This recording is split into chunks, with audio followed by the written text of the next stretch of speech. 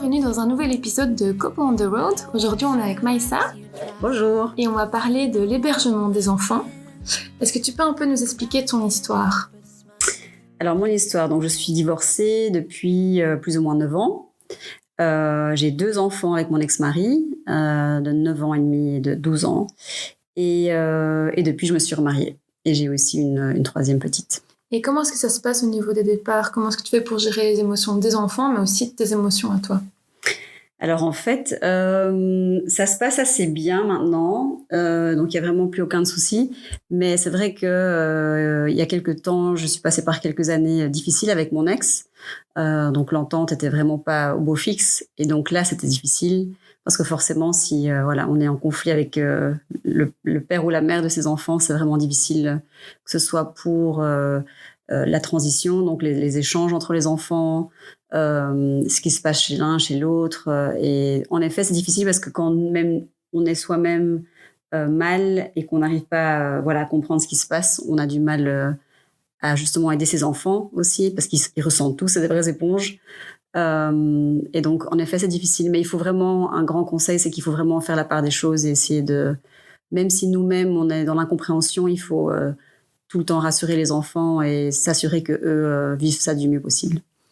Et vu ton expérience de maman divorcée, est-ce que tu peux nous parler des différents choix de garde qui existent ? Alors, il existe plein de sortes de gardes. Je pense pas qu'il y a une bonne solution. C'est finalement celle qui fonctionne le mieux pour les deux coparents et pour les enfants.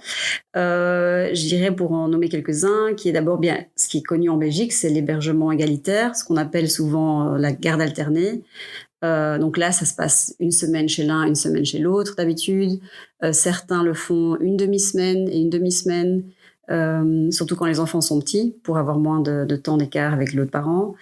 Sinon, à part ça, il y a aussi ce qui s'appelle le 9-5. Donc voilà, c'est 9 nuits chez l'un et 5 nuits chez l'autre.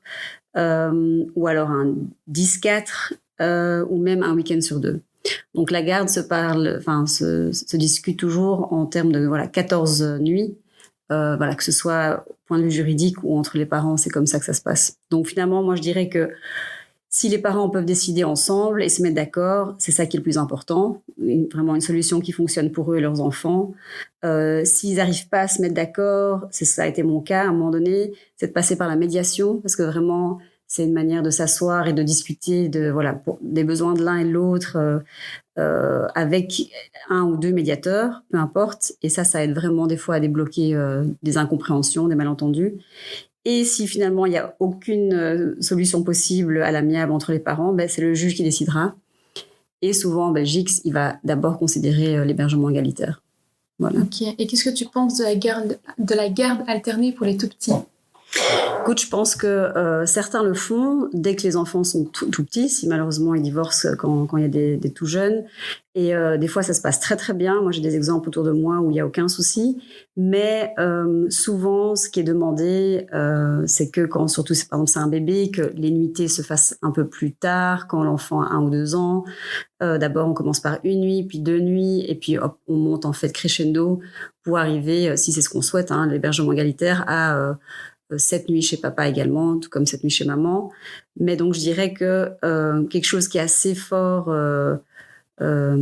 connu, en tout cas au milieu même de la justice, c'est de faire en sorte que quand ils sont tout petits, ce soit pas directement 7-7, mais que ça augmente année après année jusqu'à ce qu'en fait l'enfant arrive à plus ou moins 6 ans, 7 ans, quand plusieurs études disent que les enfants finalement gèrent ça très bien à ce moment-là, quoi. Ok. Et est-ce que tu as des conseils à donner aux parents divorcés qui ont des enfants ? Là, il y a plein de conseils à donner. Et finalement, c'est que mon point de vue. J'imagine que chacun aura un différent point de vue. Mais par rapport à mon expérience, je dirais que peut-être le plus important, je pense, c'est d'avoir, premièrement, d'établir une convention parentale. Donc, au début, c'est quelque chose qu'on peut-être on pense qu'on n'a pas besoin. On se dit, c'est quelques feuilles de papier, on est intelligent, on s'entend bien, il n'y a pas de souci. En effet, la plupart du temps, c'est le cas, mais quand il y a des petits pépins ou une entente qui baisse pendant un moment donné, c'est vraiment très, très utile d'avoir tout établi. Donc, c'est vraiment... chaque détail est important. Ça va de l'horaire, quand est-ce qu'on dépose les enfants, qui dépose les enfants, où est-ce que c'est à l'un d'aller les chercher, l'endroit aussi, les détails par rapport aux vacances qui doivent être très précis. Donc tout est important parce que quand on communique moins, même si c'est une période de temps, le fait d'avoir une feuille de route, finalement ça sauve tout le monde parce qu'à ce moment-là il n'y a pas de sujet à discussion et à se disputer. Donc la convention parentale est vraiment très très importante.